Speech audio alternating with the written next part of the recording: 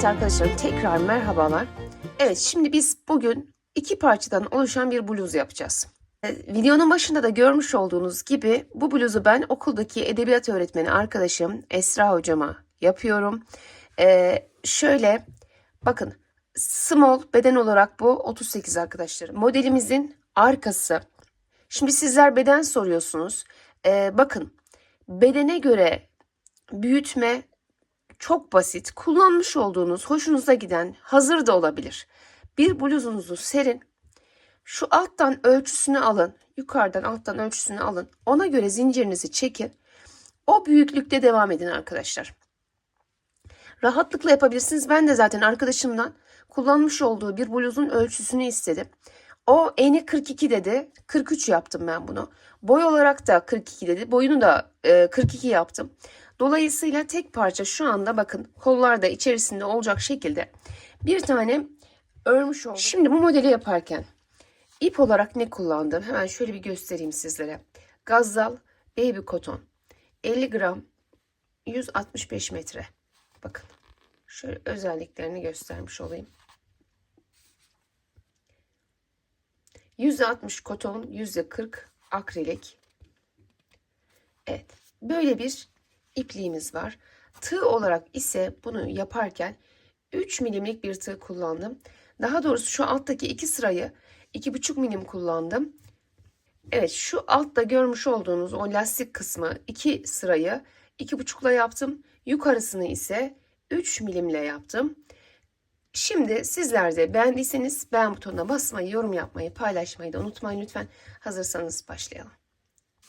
Şimdi arkadaşlarım, ben bunda 96 tane trabzanla başlamışım. Bakın şu alt kısımda 96 tane trabzan var. Aynı iple, aynı tığla yapacak olursanız small bedene bu ölçü gayet yeterli diye düşünüyorum.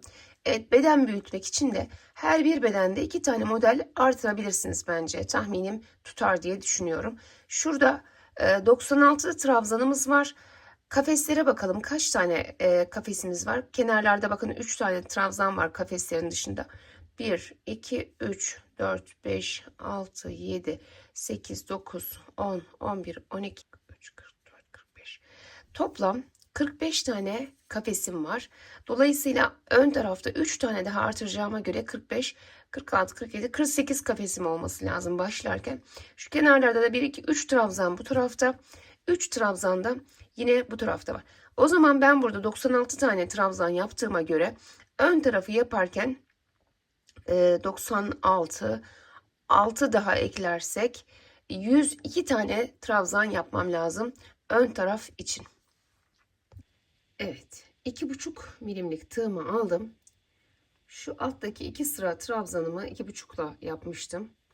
Şöyle şuradan uzun iplik de bırakabilirsiniz. Herhangi bir dikim vesaire yapabilirsiniz bununla da arkadaşlarım. Şimdi şöyle toplam 102 tane zincir çekiyorum. Çünkü 102 tane trabzanımızın olması gerekiyor. Şimdi arka taraftan sadece 3 kafes fazla yapacağım ön kısmı. Ön kısımda en az bir 2-3 santim geniş olması lazım arka taraftan arkadaşlarım. Yaptığınız projelerde bu aklınızda kalsın.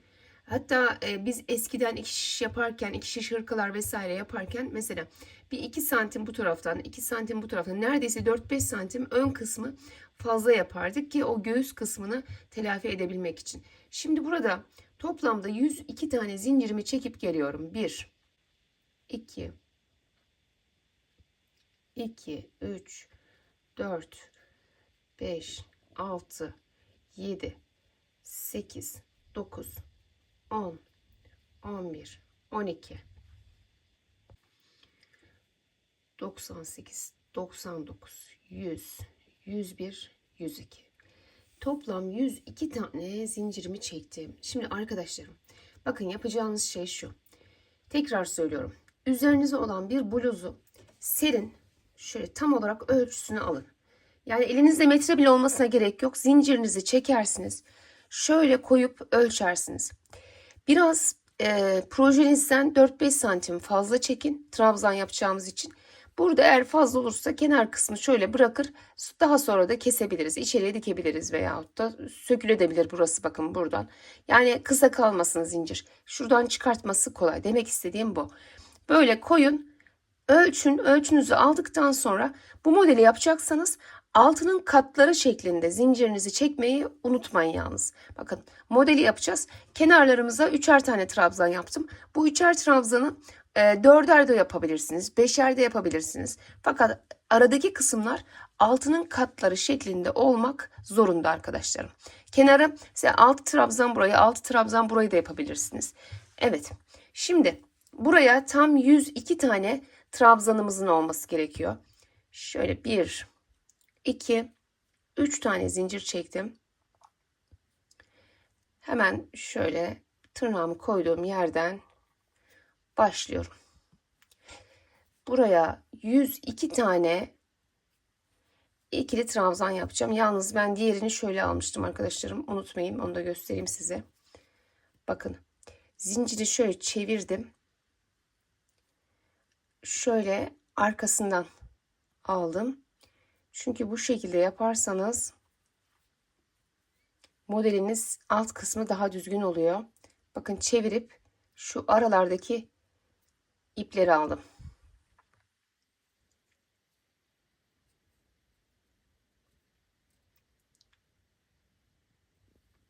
Bakın şöyle şuralardaki ipleri aldım ve ikili trabzan yaptım. Çevirdim şu arkadaki şuradan. Bu kadar zor değil ama kamera altında ben biraz görmekte şu an zorluk çekiyorum. Bakın şöyle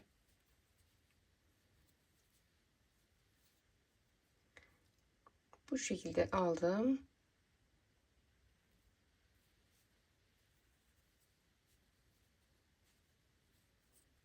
Bakın zincirimiz şu şekilde. Şöyle çeviriyorum ve şuradaki arkadakileri alıyorum ki böyle yaparsak daha düzgün duruyor modelimiz ve kenarı daha güzel gözüküyor. Şimdi bu şekilde ben 102 tane trabzanı yapıp geliyorum. Evet, toplam 44-45 santim kadar olmuş. Dediğim gibi bu ön kısmı olacak. Arka taraf 42 santim falan. Bir 2-3 santim ön kısmın fazla olmasını istiyorum. Şimdi şöyle 1, 2, 3. 3 zincirle çıktım. Şura olarak devam edelim. İkinciden devam ediyorum. Ve tekrar bir sıra daha 102 tane ikili trabzan yapacağız.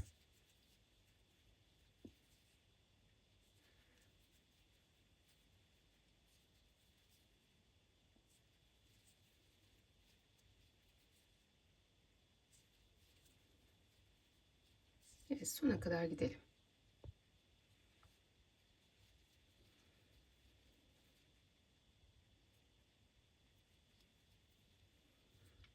Evet, toplam 102 tane daha üstüne trabzanımı yapmış olduğum 2 sırayı bitirdim. Şimdi bu 2 sırayı 2,5'la yapmıştım.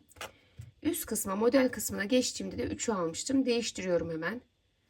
Şimdi 1, 2. Burası elinize göre ayarlayın arkadaşlarım. 2 ya da 3 çekin. 3 çok uzun olursa bazen 2 bazen 3 de yapabilirsiniz. Şimdi ben şurada 3 yapmıştım. Bunu 2 yaptım. Şimdi başta 2, 3 tane trabzanımız var. Bakın. Dediğim gibi burayı mesela 3 değil 6 da yapabilirsiniz. Ayarlarsınız. Fakat zincirinizi altının katları şeklinde çekmeyi ihmal etmeyin. Dediğim gibi biraz uzun çekersiniz. Şuradan çıkarabilirsiniz. Önemli değil. Kısa kalmasın yeter ki. Şimdi arkadaşlarım kafesler yapacağız. Bir zincir çekiyorum. Bir tane atlıyorum. İkinciye giriyorum. Ve bir ikili trabzan yapıyorum. Bir zincir. Bir tane atlıyorum.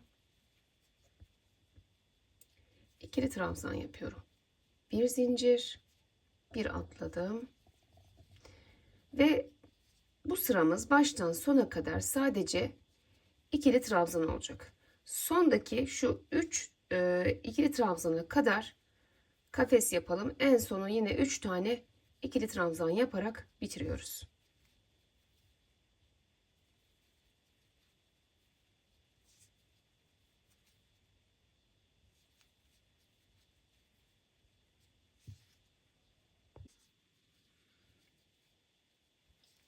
Kenara geldim. Bakın 1, 2 ve 3. Burada toplamda diğerinde 45 tane kafesim vardı. 3 kafes artırdım. 48 tane kafesim var arkadaşlarım. Şimdi tekrar yukarı çıkıyorum. 2 zincir çekiyorum.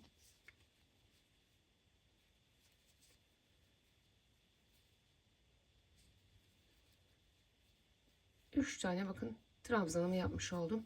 Tekrar bu kafeslerin üstlerine birer tane daha kafes yapıyoruz. Bu sıramızda böyle. Yani 2 sıra kafes yapmış olacağız. Bir zincir çekiyorum. Hemen buraya tepeye giriyorum. İkili trabzan. Bakın bu şekilde olacak.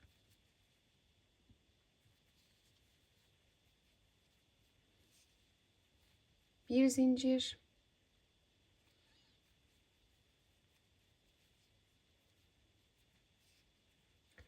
Bir zincir.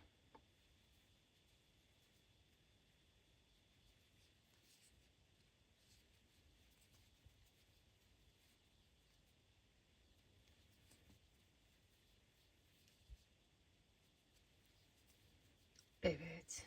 İkinci sırayı da bitirdik. 2 zincir çekiyorum, çıkıyorum. Bu kenarları hep aynı şekilde devam ettiriyoruz. 3 tane trabzan devam ediyor. Şimdi bakın burada 4 zincir çekiyorum. 1, 2, 3, 4.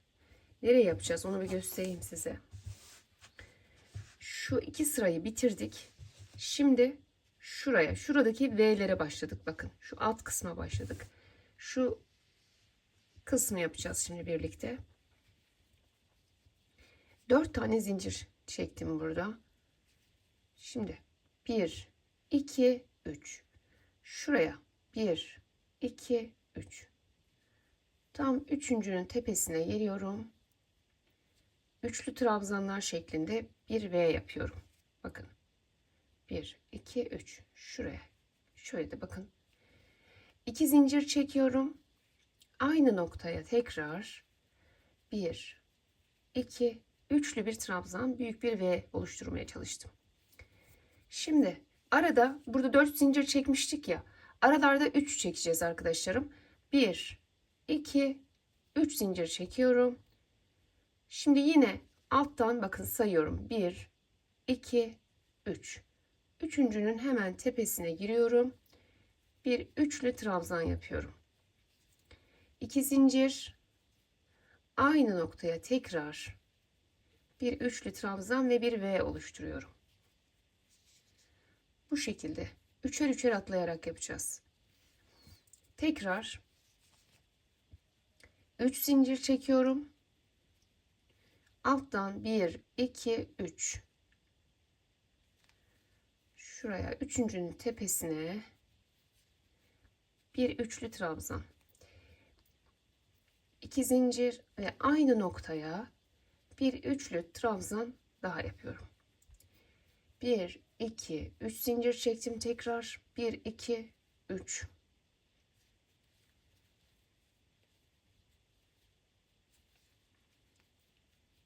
İki zincir.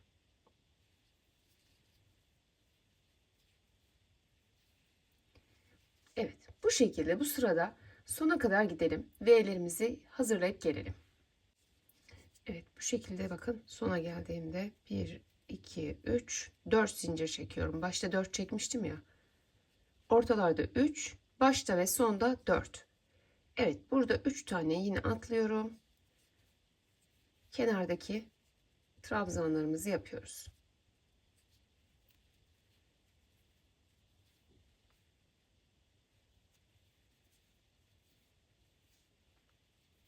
2 zincir çektim, çıktım. Şimdi baştaki ve sondaki trabzanlar hep aynı şekilde devam edecek arkadaşlarım. Şimdi bakın şuradan da göstereyim size nereye yapacağız. Şu sıraya başlayacağız. Şurayı görüyor musunuz? Şu kısmı.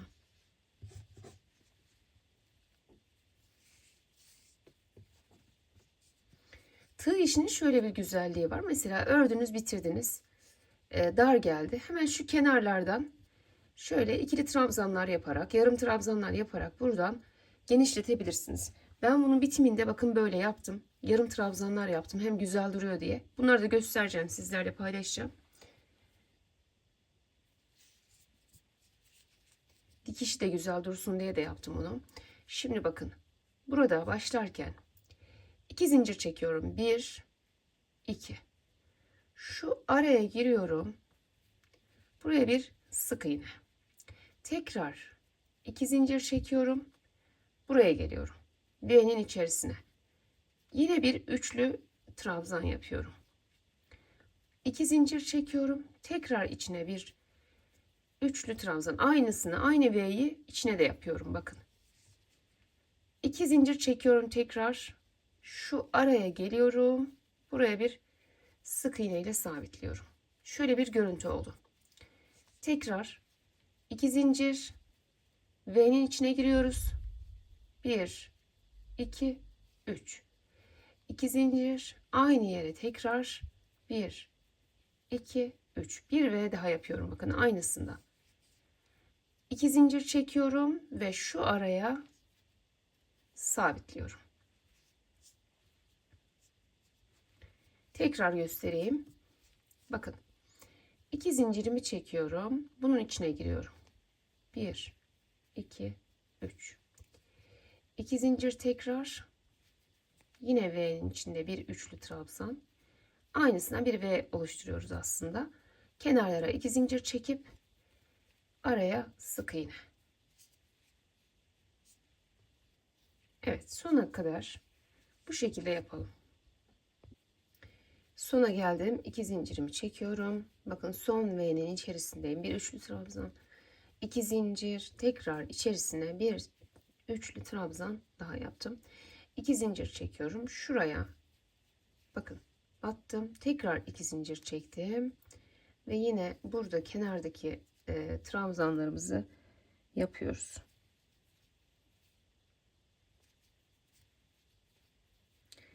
İki zincir çektim. Döndüm, yine aynı şekilde kenar trabzanlarını yapıyorum. Şimdi bakın şurayı bitirdik. Üzerinin zincirlerini yapacağız. Arkasından da tekrar başladığımız yere döneceğiz arkadaşlarım. Trabzanlarımızı yapacağız. Şimdi başlarken 5 zincir çekiyorum. 1, 2, 3, 4, 5. Şuraya bakın modelimizin tam çiçeğimizin ortasına sık iğne ile bunu sabitliyorum. Daha sonra iç kısımlarda 6 çekiyoruz. Başta ve sonda 5 çekeceğiz. Ortalarda 6 çekeceğiz. 1, 2, 3, 4, 5, 6. 1, 2, 3, 4, 5, 6. 6 zincir çekiyoruz. Bakın şuraya tam ortaya sık iğne ile sabitliyoruz. Böyle bir görüntü olacak. 1, 2, 3, 4, 5, 6. Hemen diğerinin tam ortasına giriyorum. Sabitliyorum. 1, 2, 3, 4, 5, 6. 1, 2, 3, 4, 5, 6. Bu şekilde sona kadar gidelim arkadaşlarım. En sonda şurada 5 çektik ya. Sonda da 5 çekeceğiz. Orayı beraber yapalım. 6 ilerleyelim şimdi. Evet. 6 bakın çektim. Şimdi sonda 5 çekiyorum. 1, 2, 3, 4, 5. Ve hemen yine 3 tane trabzanımı yapıyorum.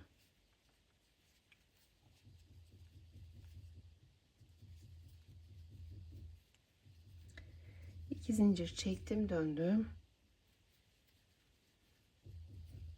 Şu kenar kısmını yapıyoruz. Aynı şekilde şimdi her bir zincirin içerisine 6 tane trabzan yapacağız. Yani şuradaki sayıya kaç tane yapmıştık? 102. Topladığımız zaman şu baştakilerle falan yine 102 tane trabzanımız olacak. Dolayısıyla 6'şar 6'şar ilerleyelim. 1 2 3 4 5 6.'yı şuraya yapacağım. Şurası 6.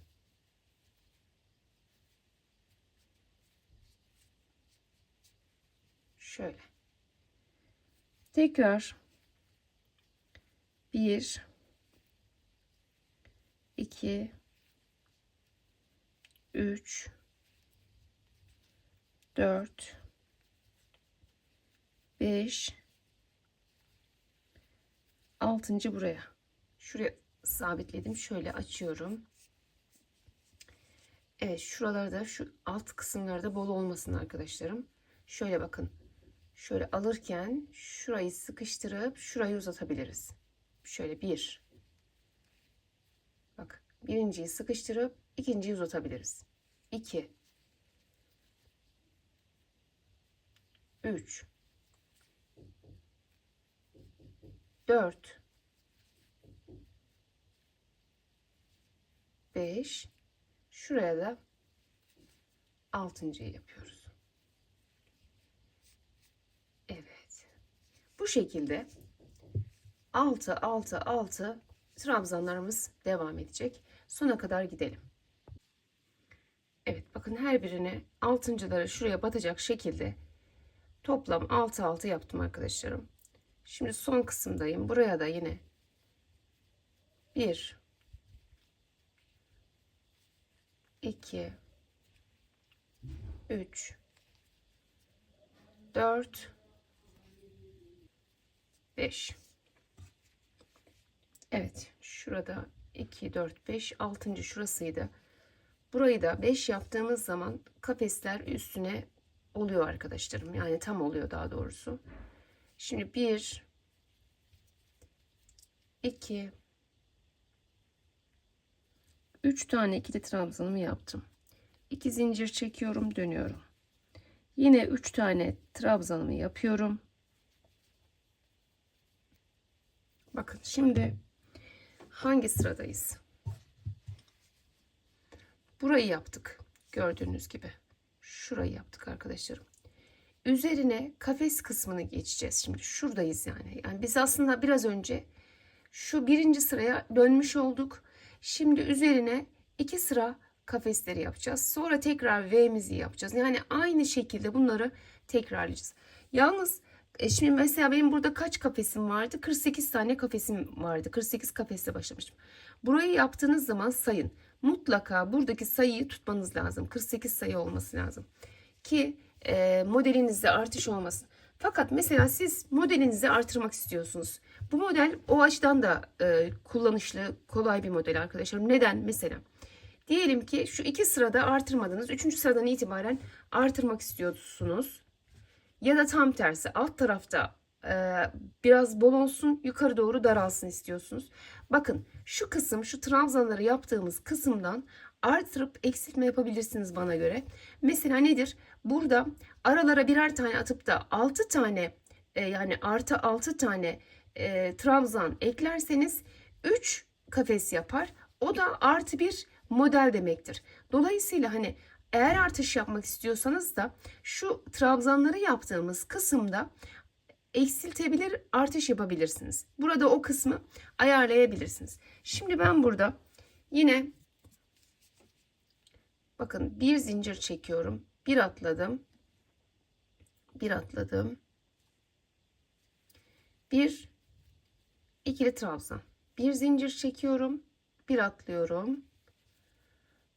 İkili trabzan yapıyorum. Bir zincir çektim. Şimdi burada mutlaka sağlama yapın. Kafesi yaptığınız zaman sayın. 48 ile mi başlamıştık? 48 olacak. Şimdi ben bunu yapacağım. Tek tek Kafeslerimi bitirdikten sonra sayacağım. Sizlerle de paylaşacağım. Bakın, bir zincir, bir tane atlıyorum. Sona kadar bu işlemi yapalım.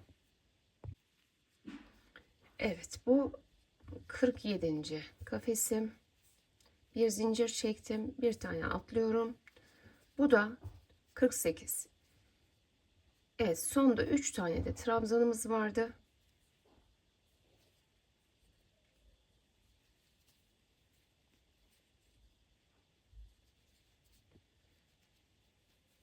Bir, iki zincir çekiyorum, dönüyorum.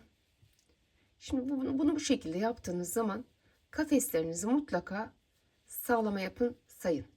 Başta 48 tane şurada kafesimiz varsa burada da 48 olacak arkadaşlar.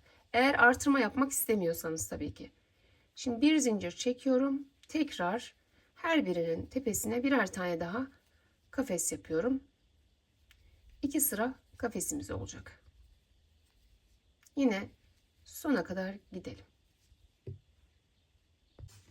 Evet, şimdi şu 2 sırayı bitirdik. Bakın nereye başlayacağız? Yine şu V'lerin olduğu yere başlayacağız. Görüyor musunuz? Şu 2 sıra kafesi yine buraya kurduk. Ne yapıyorduk? V'lere başlarken önce 4 zincir. 1, 2, 3, 4. Geliyorum buradan 1, 2, 3.'nün şuraya tepesine bir üçlü trabzan.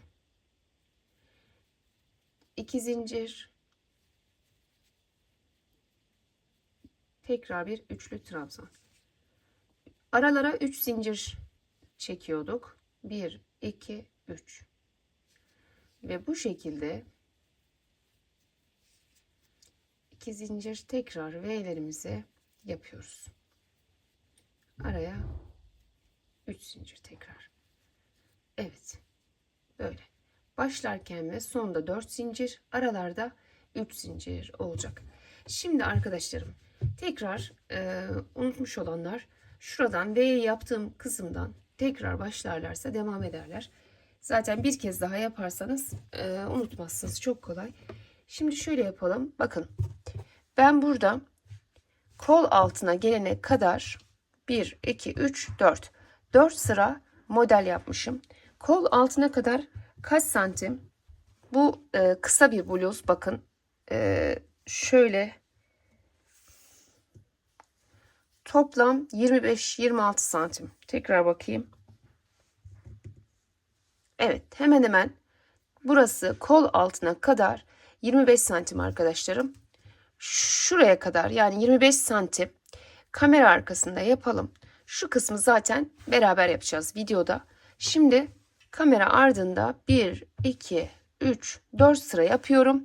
Ve ondan sonra tekrar görüşüyoruz. Şu kol kısımlarının çıkıntılarıyla devam ediyoruz.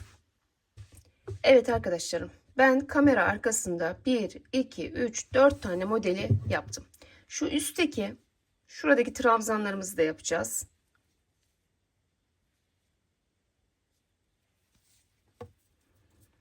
Burayı da yapalım.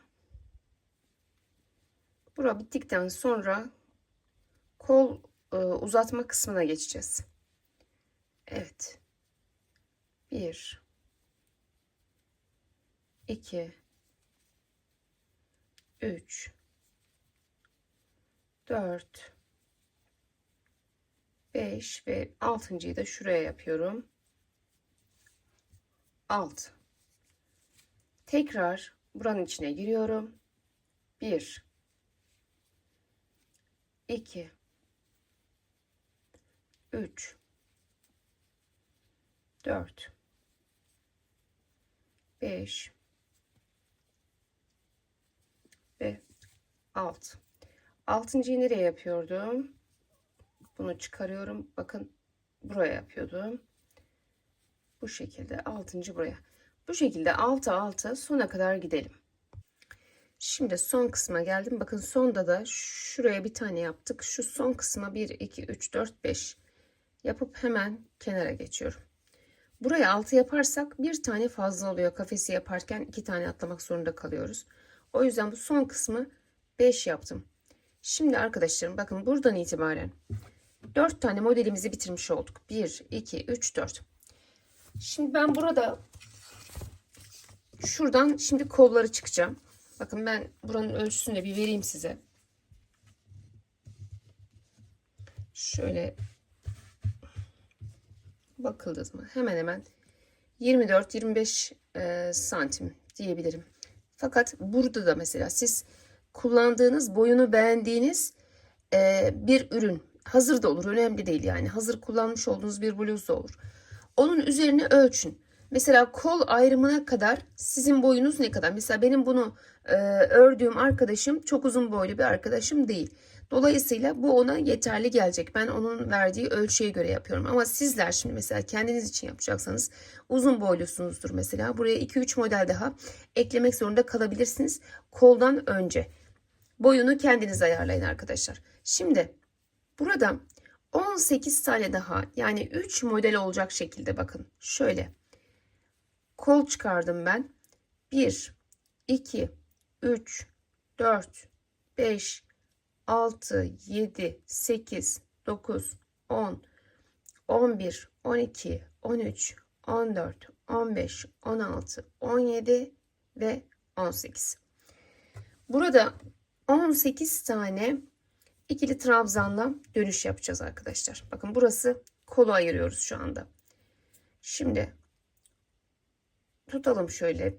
1, 2, şu bir tane değil de bir geriden girersek tam olacak. Herhalde 18 olacak. Bakın 2, bakalım ne oldu? 3,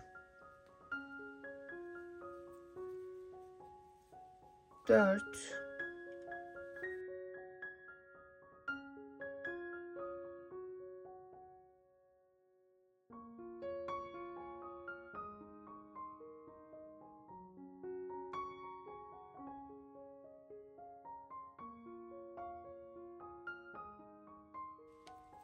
18.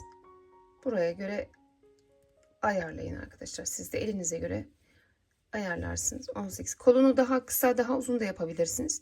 Mesela ben burada 18 yaptım. Siz 6 daha eklersiniz, 24 yaparsınız. 6 daha eklersiniz, 30 yaparsınız.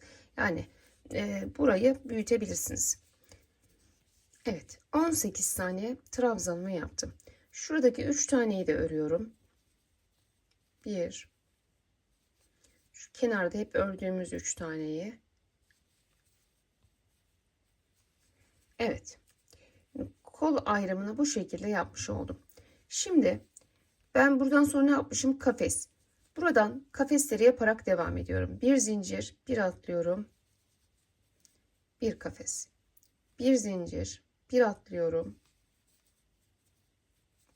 Sona kadar yine bu şekilde kafeslerimizi yapalım. Sonda diğer kol ayrımında buluşalım. Yine orayı da beraber yapalım.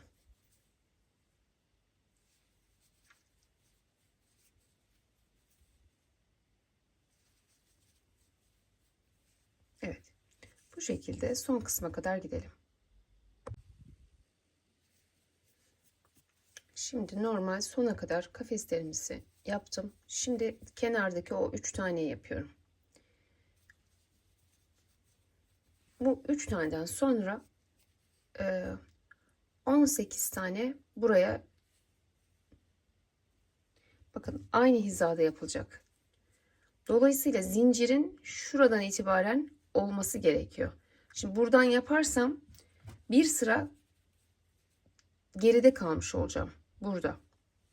Dolayısıyla ben burayı şöyle yaptım, bakın. Bu ipi beklettim burada. Şu ipimin içerisinden ya da dışından, ipinizin içinden çıkardıysanız dışından, dışından çıkardıysanız içinden, veyahut da diğer iplerinizden birini alırsınız elinize. Şurayı kısa bırakmayalım. Şöyle biraz uzun bırakalım. Şimdi bakın. Nereden? Hemen şuradan bakın. Yani şu trabzanların dibinden olacak. Şuradan taktım. 1. Şu ipi 2. Yine 18 tane de buraya olacak. 3, 4, 5, 6, 7, 8, 9, 10, 11, 12, 13, 14, 15, 16, 17 ve 18. Şimdi bu böyle bir kalsın. 18 tane buraya zincirimi çektim. Bakın nereye çekiyorum? Hemen şurada, şuranın bitiş noktasına, buranın da başlangıcına. Çünkü buranın üstüne devam edeceğiz şimdi. Evet, kıyıda 3 tane var. 3 taneden sonra 18 tane daha olacak. Şuradan sayıyorum şimdi. 1,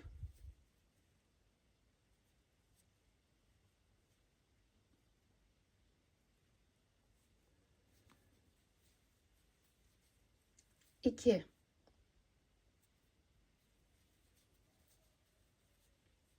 3,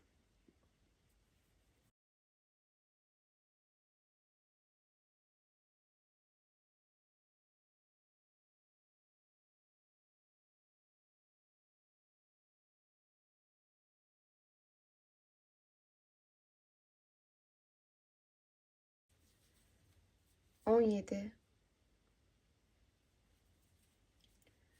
ve 18. Şimdi bakın burada, şurada ipimizi koparabiliriz. Çok kısa koparmayalım arkadaşlar. Bakın bu ipi arada yine yürüteceğim şimdi dönerken.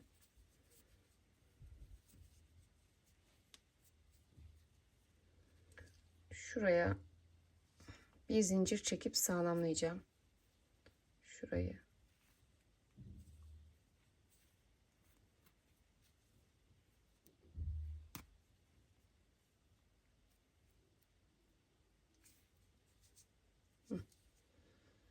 Şimdi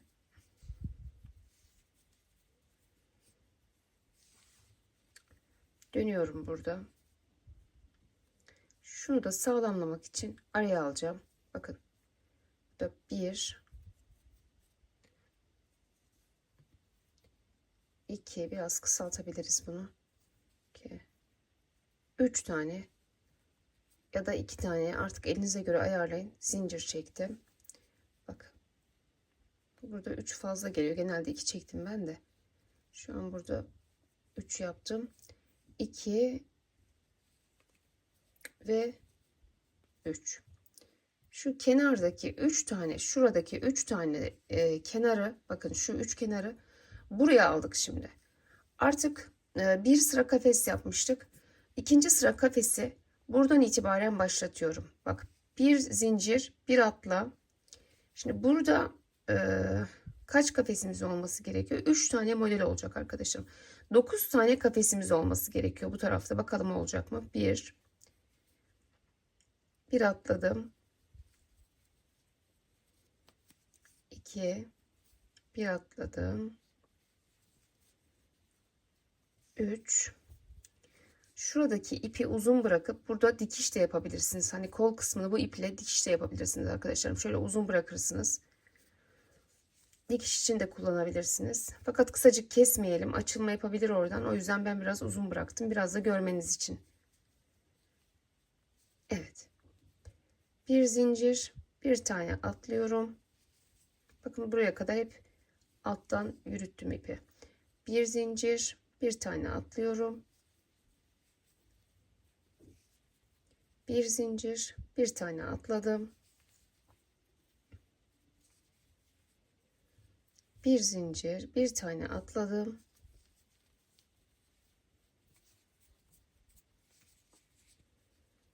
Bir zincir, yine bir tane atlıyorum.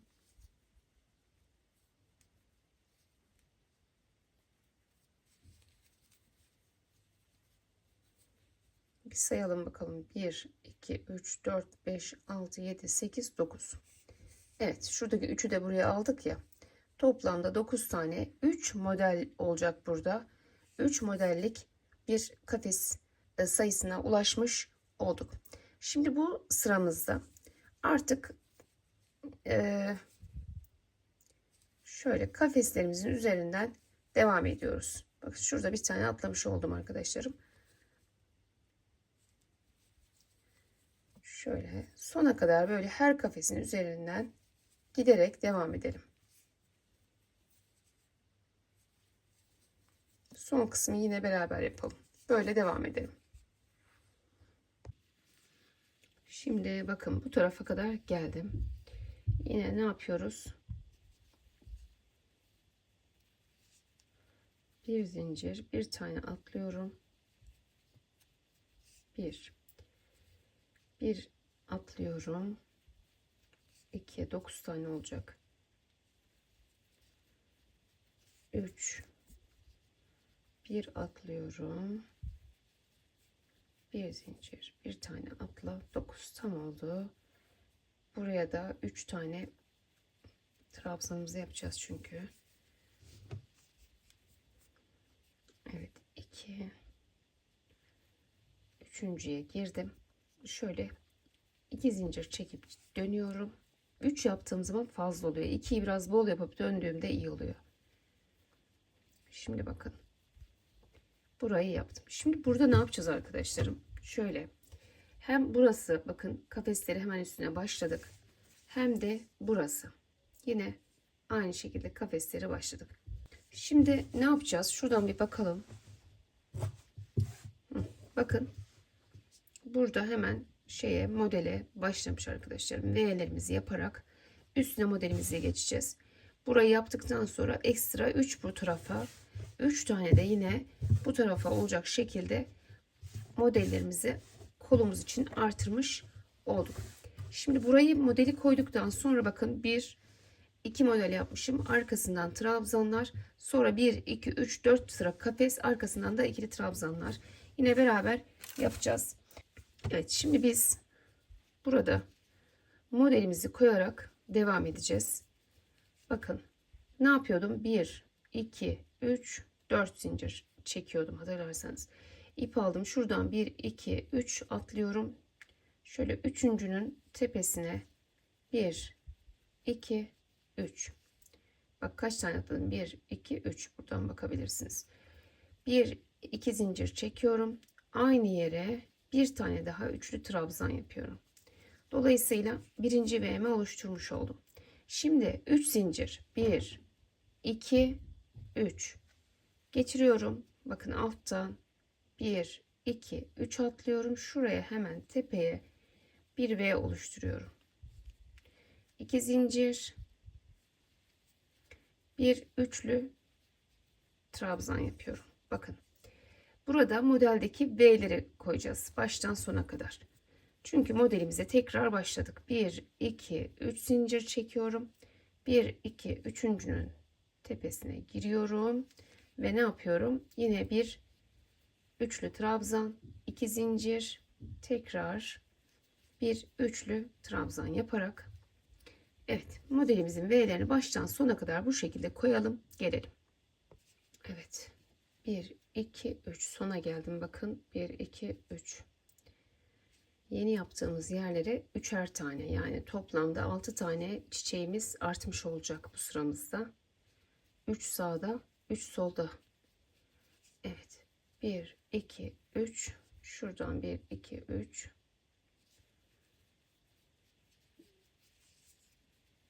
1 2 1 2 3 4 çekmiştik hatırlarsanız. Bu şekilde kenara geldik. Yine 3 tane ikili trabzanımızı yapıyoruz.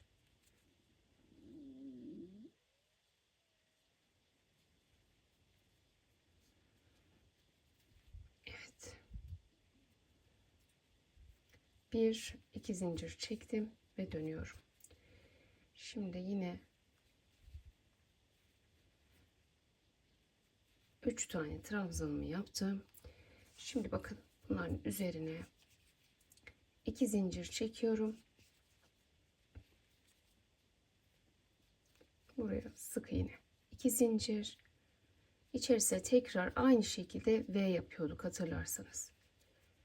2 zincir, aynı şekilde V yapıyoruz. 2 zincir çekiyorum. ve buraya. Bu şekilde çiçeklerimizi yapmaya devam ediyoruz arkadaşlarım. 2 zincir,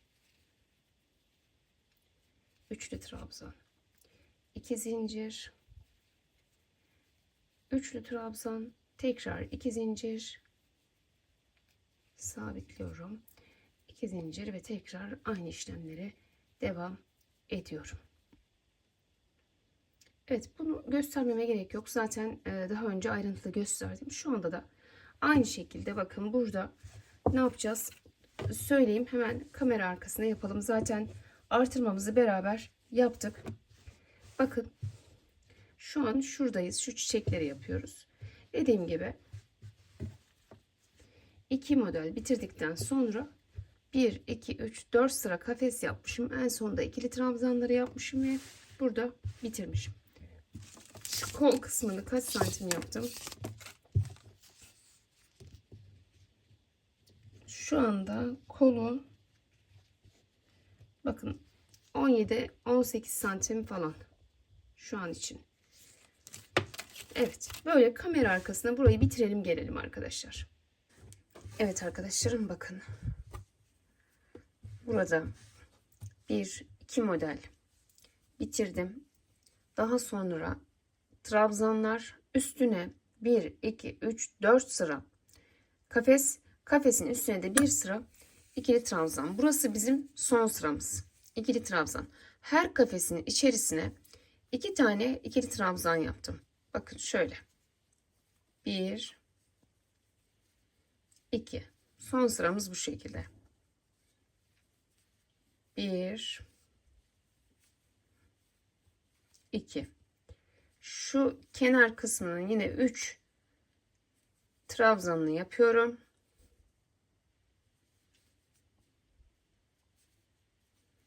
Şimdi şu anda bir zincir çektim. Aslında ön kısmını da bitirmiş olduk. Bakın şöyle görmüş olduğunuz gibi. Şu bitirdiğimin kenarını şöyle yan tarafları yarım trabzanlar yapmıştım. Bakın. Şöyle. Aynı şeyi yine buna da yapacağım. Her iki tarafına da. Şöyle.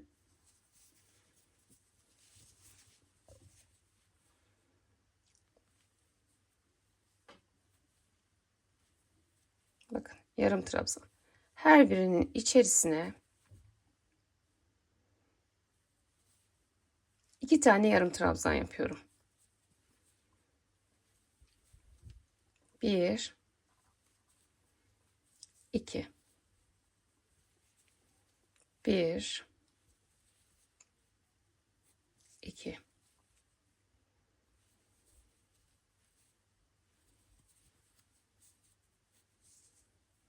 Şöyle yaklaştıralım. Hiç koparmadan bakın. Kol kısmından başladım. Her birinin içerisine 2 tane yarım trabzan yapıyorum. 1, 2, 1, 2,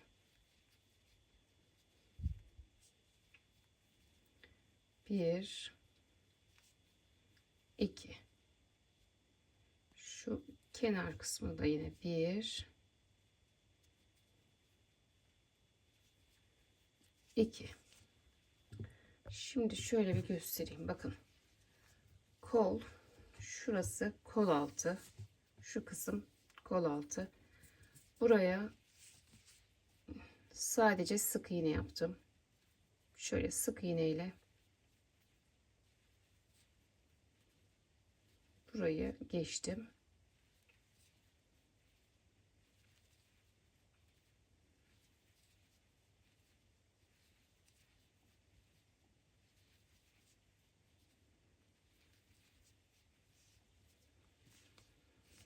Evet, şu taraf yarım trabzanlar, şurası sadece sık iğne.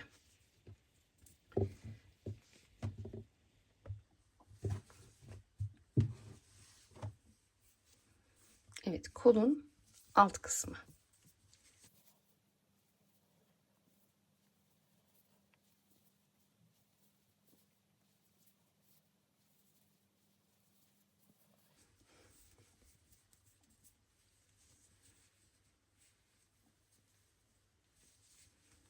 Şimdi tekrar bakın şu kol kısmına geçtik.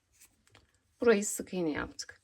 Şimdi kol altından aşağıya doğru tekrar yarım trabzan yapacağız. 1 2 1 2 1 Her birine 2 tane yarım trabzan yapıyorum bakın. 2 1 2 Buralardan da modeli birbirine bağlayacağız arkadaşlar. Ya tığla yapacağım ya iğneyle yapacağım. Tam ona karar veremedim. Evet, her birine ikişer ikişer girerek şöyle etek kısmına kadar. Şu etek alt kısma yapmadım arkadaşlar. Şurada bitireceğim mesela. Oraya kadar yapalım.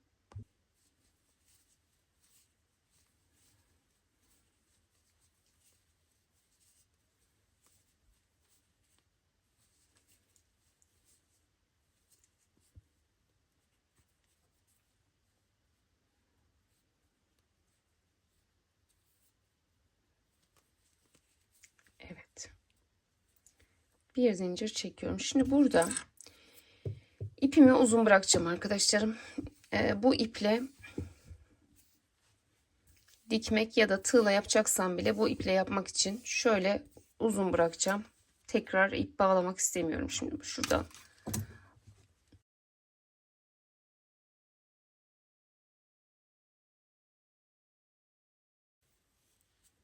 Evet, şurayı sağlamadım. Şimdi bu taraf bitti. Şöyle. Şimdi şuradan başlayıp bakın böyle geleceğim. Şu kol altına sık iğne yapacağım.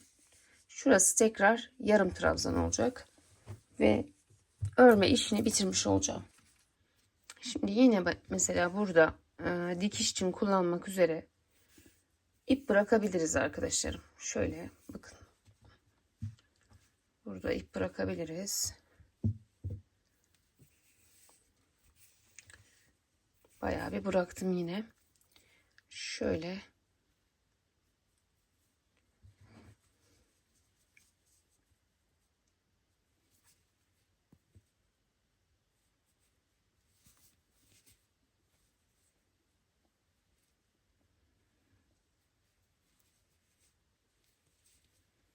İki. Her birine yine ikişer ikişer yarım trabzan yapıyorum bakın. 2 1 2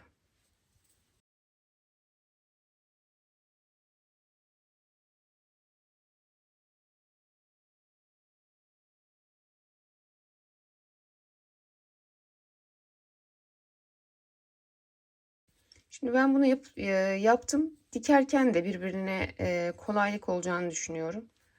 Her iki taraftan da daha kolay olacak. Hani şurası kalsa daha zor olacak gibime geldi. Şimdi kol altına kadar bu şekilde devam edelim.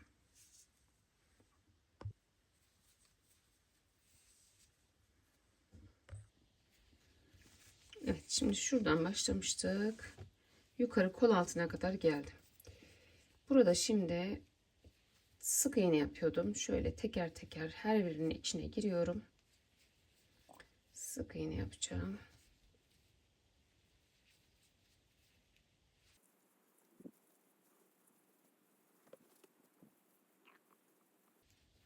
Evet. Kol altına sık iğnelerle geçtim. Evet arkadaşlarım, kol altında sık iğne yaptım. Burası bitti. Şimdi yarım trabzanlara geçiyoruz. Yine buraya 2 tane yaptım. 1 2 1 2 1 2 Yine burası bakın kol. 1 Böyle ikişer ikişer şöyle son kısma kadar, şuraya kadar götürelim, burada bitirelim.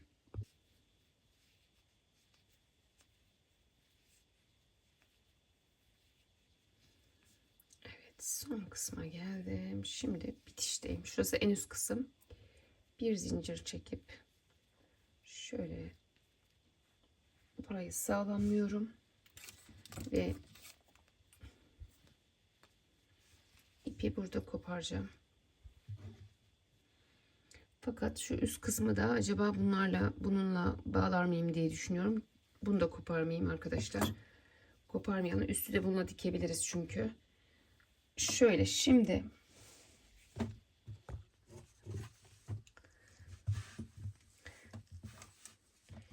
bakın, ben burada bunun yaka ve kol kısmını ayarladım.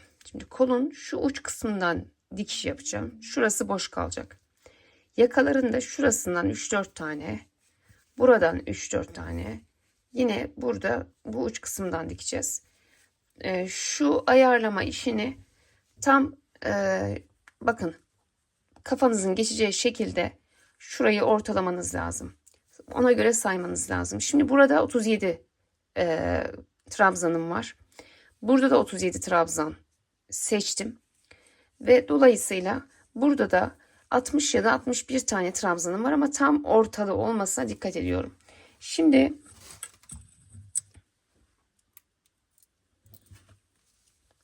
şuradan sayıyorum. Şu birdi, bakın altta kaldı. 2, 4, 6, 8, 10, 12, 14, 16, 18, 20, 22, 24, 26, 28, 30, 32, 34, 36, 37. Şimdi bu sağ taraf 37. Bunu hemen ilmek belirleyici taktım. Buradan da 37 seçelim. 2, 4, 6, 8, 10, 12, 32, 34, 36, 37. Şimdi 37, 37, 30, 30, 60, 7, 7, 14, 74. 102'yi de hatırlarsanız 102. Kalan kısım burası. Yine sayalım. 2, 4, 6, 8, 10, 12, 14, 16, 18, 20, 22, 24, 26, 28, 30, 32, 34, 36, 38, 40, 42, 44, 46, 48, 50, 52, 54, 56, 58, 60, 62, 64 tane kalmış. Şimdi bakın, bir de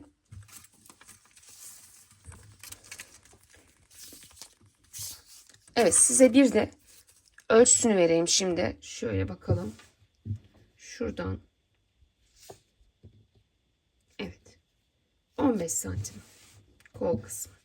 Hani fikir olsun diye bir de ölçü veriyorum arkadaşlarım. Yine 15 santim.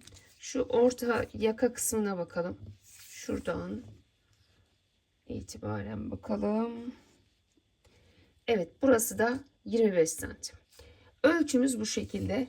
Bu şekilde ayırdık. Şimdi dediğim gibi birbirine dikme zamanı. Evet arkadaşlarım, şimdi dikiş kısmına geçerken bakın, şu an serdiğim kısım modelimizin düz kısmı. Yani üzerimize giyeceğimiz kısım. Şurası da arka kısmı. Belli zaten, bakın, ters kısmı. Şimdi birinciyi bu şekilde yerleştirdim. Birinciyi, giyeceğimiz kısım, düz kısım yukarı bakıyor. İkinciye gelince yine ikincide de düz olan kısım alta gelecek. Yani iki düz birbirine bakacak. Bakın, şurası da düz kısım, şurası da düz kısım. İkisi birbirine bakacak şöyle. Çünkü diktiğimiz zaman çevireceğiz ya. Yani tersinden dikiyoruz. Şimdi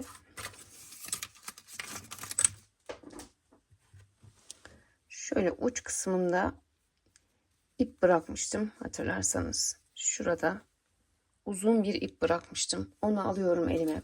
Şimdi tığla birleştirmek isterseniz tabii bunu iğneyle de birleştirebilirsiniz arkadaşlar. Şimdi burası bakın yan kısım. Şöyle önce şuradan şu ipi bir çıkaralım. Ardından şu karşı tarafa bağlayalım. Bakın. Şimdi modelimizin bir buradan, bir kanattan, bir bu kanattan, bir de bir bu kanattan, bir de diğer kanattan alıyorum. Şöyle kaydırma yapıyorum. Bir bu kanattan, bir diğer kanattan şöyle alıyorum. Kaydırma yapıyorum. Evet, tığım yine 3 milim olsun. 3 milimle ördüm çünkü. Tekrar bakın. Bir bu kanattan, bir karşı kanattan alıyoruz. Kaydırma yapıyoruz. Ben bütün modeli bu şekilde birleştirmeyi düşünüyorum. Bakın size şöyle fikir olsun diye gösteriyorum. Tığla yapmak istemiyorsanız aynen bu şekilde bir bu kanattan bir diğer kanattan alıp dikebilirsiniz.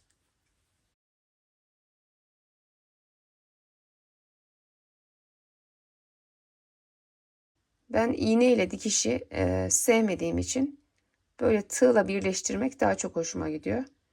Gördüğünüz gibi birer kanatlarını alıyorum. Kaydırma yapıyorum. Bakın. Bir buradan alıyorum. Bir karşıdan alıyorum. Kaydırma yapıyorum. Bir buradan. Bir karşıdan alıyorum ve kaydırma yapıyorum. Böyle. Bu şekilde tamamını birleştirebiliriz. Çevirdiğimiz zaman bakın burada böyle bir görüntü olacak arkadaşlarım. Düz kısmı bu şekilde görünecek. Gayet de güzel bana göre. Şimdi ben bunu buradan başladım. O bıraktığım iple şuraya kadar, bakın kol altı şurası. Kolun altına birleştireceğim. Aynı şekilde buraya kadar getireceğim. Burası kalacak. Burası kol çünkü.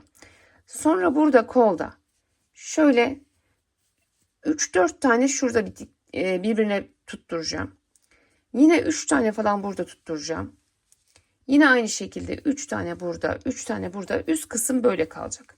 Daha sonra yine kol kısmını şurada bıraktığım ipten aynen az önce gösterdiğim gibi buradan birleştirme yapacağım. Ve bunu yaptıktan sonra modelimiz, bluzumuz bitmiş olacak arkadaşlarım. Evet, umarım anlaşılır olmuştur. Şuraları da aynı şekilde yapacağım. Şimdi size gösterdiğim gibi, yani 3 tane yapsam da o şekilde yapacağım. Siz istediğiniz gibi birleştirme yapabilirsiniz diye düşünüyorum. Umarım videom anlaşılır olmuştur. Ben bu dikişleri yapıyorum. Daha sonra tekrar görüşelim. Evet arkadaşlarım, ben dikme işlerini bitirdim. Bakın size gösterdiğim gibi tığ ile buradan başlamıştım. Buraya kadar. Daha sonra üzerine buhar verdim. Şöyle bir açtım elimle. Bakın ütüyü vurmadım. Sadece buhar verdim. Elimle açtıktan sonra çevirdim. Burada yine aynı şekilde şöyle küçültelim. Buradan başlamıştım. Şuradan başlamıştım şöyle. Buraya kadar. Daha sonra şurayı göstereyim size. Bakın şurada 7 tane trabzan birleştirdim. Yine şurada zannediyorum yine 5-6 tane trabzan birleştirdim. Burada da bu şekilde. Evet, burası da bu şekilde. Yine bakın yaka kısmı burası. Burada aynı şekilde. Tamamına şöyle bir buhar verdim. Elimle açtım. Daha güzel oldu arkadaşlarım. Şöyle tam olarak boyu 42 santim, 42-43 arası. Eni de ütüledikten sonra 44 santim oldu. Gayet ideal oldu. Evet, dediğim gibi şöyle bakın, çok güzel bir proje ortaya çıkmış oldu. Umarım sizlere de faydalı bir video olmuştur. Umarım anlatabilmişimdir. Beni izlediğiniz için çok teşekkür ediyorum. Başka videolarda yeni modellerle görüşmek dileğiyle. Hoşça kalın, sağlıkla kalın. Allah'a emanet olun arkadaşlarım. I know you told your friend you're not okay. And tell me what's wrong and why you never said you felt that way. And guess you're trying to stay strong and fake a smile until I look away. But I've known you too long, it hurts to watch your blue eyes fade to gray as you fade away.